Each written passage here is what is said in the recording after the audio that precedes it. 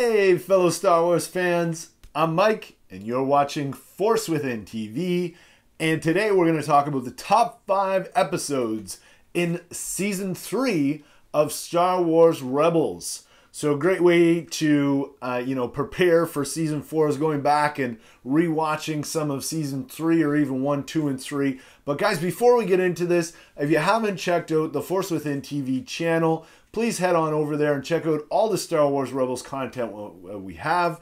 And if you like what you see, please subscribe. As well, always remember at the end of the videos, we have a question of the day. So again, let's get into our top 5 episodes in Star Wars Rebels Season 3. So the first one here, guys, and we're going in chronological order. The first one is going to be Steps into Shadow. This was, of course, the season premiere, and, it sets up a few things, such as the fact that Ezra is now struggling between the light and the dark side. Thrawn is being introduced, brought back into canon. How awesome was that, right? As well as Kanan is struggling with his blindness, right? We've had an entire season of Kanan being blind. It's hard to remember way back in the beginning where he still had that struggle. So, I love in this particular episode, I really enjoy the amazing sequence where Ezra uses his dark side forces, right? They got Hondo and they're trying to get him out of the prison, and he just, he goes off on all these troopers as he's coming out, and then he sort of mind controls the trooper that's controlling the walker, the stormtrooper that's controlling the walker, or walker trooper, whatever you want to call him, so that they can escape. And really cool, right? I know it got a lot of us excited about Ezra and his fall to the dark side. Another really awesome part of this, I think, was when Kanan actually meets the Bendu and uncovers, not simultaneously, but previous to that, he uncovers that Ezra has been using the Sith holocron. He gives it to Bendu, the conversations between Bendu and Kanan, and him really coming to a realization that he has to push past his blindness, right? And that it can actually help him, his blindness, connect to the Force, I thought was just absolutely amazing. One of my favorite parts of all of Season 3, really. Also the fact, that Kanan, as I already just said, Kanan overcomes his limiting thoughts, right? And can push through things and rescue Ezra in the end. So, very awesome Steps into Shadow episode 1. So going in chronological order, the next great episode I think that is in Season 3 is Holocrons of Fate. You'll remember this is episode 2 of the season. Maul captures Hera, Zeb, Sabine, and Chopper, and Kanan and Ezra have to go save them, right? Now, before they do that, and one of my favorite parts of this episode, Kanan and Ezra have to go get the Sith holocron. Kanan gave it to Bendu, and Bendu says that it's basically in the spider's nest, whatever you want to call it, and Ezra and Kanan have to go on this sort of mini adventure to track it down, and Kanan is able to sort of resume the mentor role with Ezra as he teaches Ezra to be non-confrontational with the spiders, and if you do that, how they just pass by, right? So this is such an important turning point, and, really continues to turn Ezra back to the light side of things, and really gets Kanan back in that mentor role. So very important, I think, point in Star Wars Rebels Season 3. Secondly, of course, we have mentioned the twin sons, and, he lives at the end and Maul and Ezra are combining the holocrons. It's mentioned twin sons, and he lives, and everybody just loses their mind, right? We're like, wow, we're going to see Obi-Wan Kenobi in this season, probably. We're going to go to Tatooine. This is amazing. But another great episode is, of course, Trials of the Dark Saber. I probably don't need to remind you about this one. It was later in the season, and it was awesome. Remember, in this episode, Ezra and Kanan are trying to train Sabine after Gar Saxon explains, how important the dark saber is to the Mandalorian culture, and how Sabine could use it to sort of rally a lot of the clans of Mandalore behind her and aid the rebellion, right? So therefore, Kanan and Ezra are trying to train her up on how to use the sword.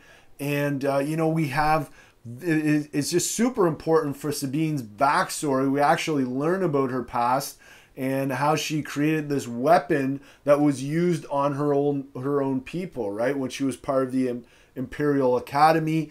The guilt comes out, right, that she's been holding on to for so long. And just dealing with the fact that she's going to have to return to her family, which she absolutely doesn't want to do. She doesn't want to face that fear and the guilt that she has for creating that weapon and what it did to Mandalore and what it did to her family, right? And really the theme of facing your fears is so important for all of us. So absolutely love this episode, Trials of the Darksaber. Hey guys, so moving on here, we're going to look at next Secret Cargo. So Mon Mothma's introduction to Star Wars Rebels. And, you know, it just makes me think back to the beginning when Star Wars Rebels was brought about and it was sort of sold to everybody as, you know, this idea of in Star Wars Rebels, we would see the formation of the Rebel Alliance. And I think this particular episode is special because we do see the beginning of that formation of the Rebel Alliance. Yes, there are lots of little rebel cells, but now they're coming together in this season. Very cool.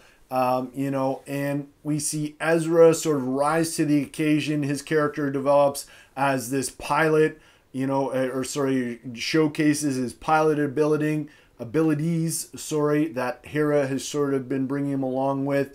You know, visually, the episode is stunning with the nebula. We get to see the TIE Defenders in action, as well as, you know, Dave Filoni and the crew really are able to keep this one suspenseful, even though we know, you know, Hera's going to survive to Rogue One. We know that Mon Mothma is going to survive, right?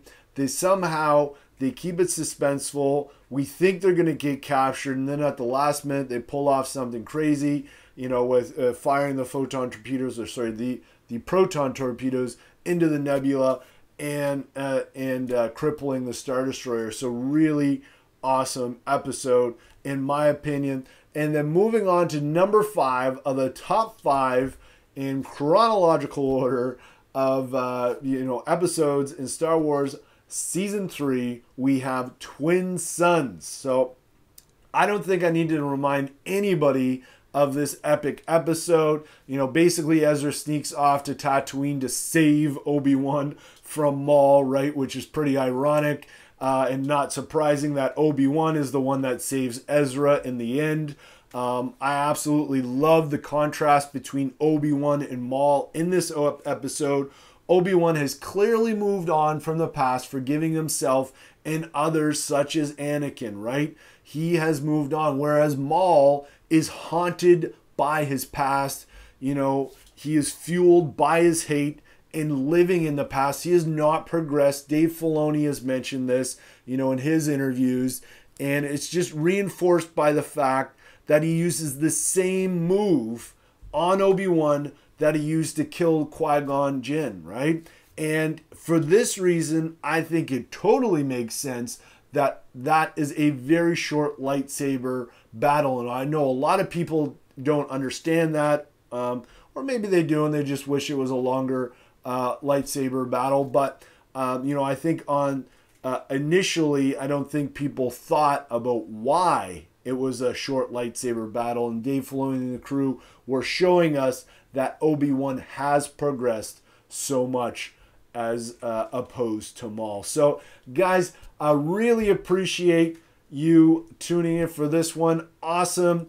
Thank you so much. Please let me know. Question of the day is, what is your favorite Star Wars Rebels Season 3 episode? So comment below. Let me know.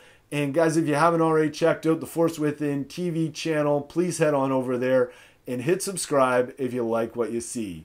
As well, may the Force be with you always.